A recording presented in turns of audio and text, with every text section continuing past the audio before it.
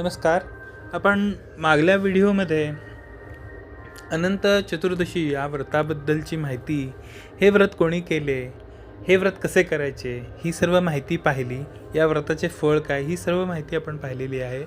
आणि आपण आज या अनंत व्रत या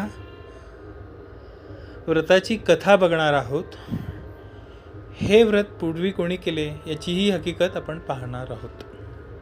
अनंत व्रत पूर्वी पंडुपुत्र युधिष्ठिराने केले होते. त्या व्रतप्रभावाने त्याला त्याचे गेलेले राज्य परत मिळाले. त्याचे असे झाले की कौरव आणि पांडव पण लावून द्यूत खेळत होते. त्या द्यूत क्रीडेत पांडवांचे सर्वस्व हरण केले गेले व त्यांना 12 वर्षे वनवास व 1 वर्ष अज्ञातवास भोगावा लागला. युधिष्ठिर अर्ध्या राज्याचा स्वामी, पण तो आपले भाऊ व द्रौपदी यांच्यासह घोर अरण्यात अनेक दुःखे भोगीत होता. पांडव वनवासात असतानाही कौरव अनेक कट कारस्थाने करून त्यांना त्रास देत होते. पांडवांचे सत्वहरण करून त्यांना त्रास देत होते. पांडवांचे सत्वहरण करण्यास कौरवांनी दुर्वास ऋषींना पांडवांकडे पाठवले, परंतु प्रत्येक वेळी श्रीकृष्णांनी त्यांचे रक्षण केले. पांडवांचे फार हाल होत होते. हे पाहून एकदा श्रीकृष्ण त्यांना भेटावयास गेले.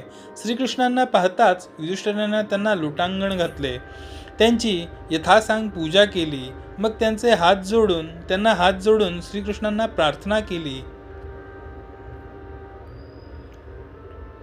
हे भक्तवत्सला कृष्णनाथा, तुझा जय जयकार असो. हे कृष्णा, तूच या विश्वाचे उत्पत्ती स्थिती लय यास कारण आहेस. तूच ब्रह्मा विष्णू महेश आहेस. दुष्ट दुर्जनांचा नाश व संत सज्जनांचे रक्षण यासाठीच तू अवतार घेतला आहेस. पांडव माझे प्राण आहेत असे तू सर्वांना सांगतोस, मग आमची उपेक्षा का करतोस? तुझ्याशिवाय आम्हाला कोणाचा आधार आहे सांग. तुझे आमच्यावर कृपाछत्र असताना आम्हाला ही दुःखे का बरे भोगावी लागत आहेत? आम्ही काय केले असता आम्हाला आमचे गेलेले राज्य परत मिळेल? सर्व पांडवांनी व द्रौपदीने हात जोडून श्रीकृष्णांना हेच विचारले.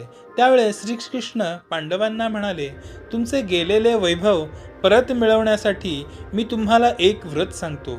ते व्रत केले असता तुमचे गतवैभव तुम्हाला